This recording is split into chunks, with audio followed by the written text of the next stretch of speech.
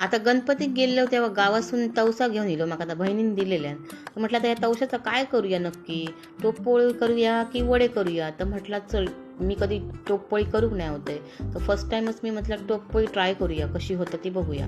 तर ह्या बघा मी किसून घेतलं या काकडी, आणि नंतर उकडे तांदूळ जरा तुपात भाजून घेतले, आणि खोबरा, गूळ, शेंगदाणे, काजूगर घेतलंय, आणि ते रवो घेतले जरा, तो म्हणजे तांदळाचाच रवो वाहतो. आणि मग गॅसवर ठेवलं आहे मस्तपैकी. आणि त्यात हळद, खोबऱ्याचं वाटण थोडंसं करून घेतलं आहे. नंतर मग त्यात गूळ टाकलं आहे, आणि वेलची पूड टाकलं, आणि सगळा मिश्रण मी घट्ट करून घेतलं आहे. आणि त्याच्यात मग तो रवो घेतलेले तांदळाचा, जो उकड्या तांदळाचा रवो होतो तो घेतला, आणि वरतून काजूगर आणि शेंगदाणे टाकले.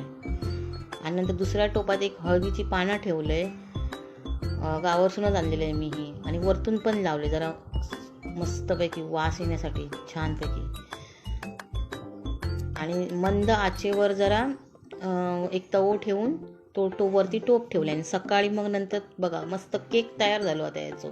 मग नंतर त्याचे पीस करून व्यवस्थित छानपैकी बघा, तुमची टोपपोळी म्हणा, धोंडास म्हणा, खांडोळी म्हणा, काय काय खूप नावं तर तयार झालेलं असा.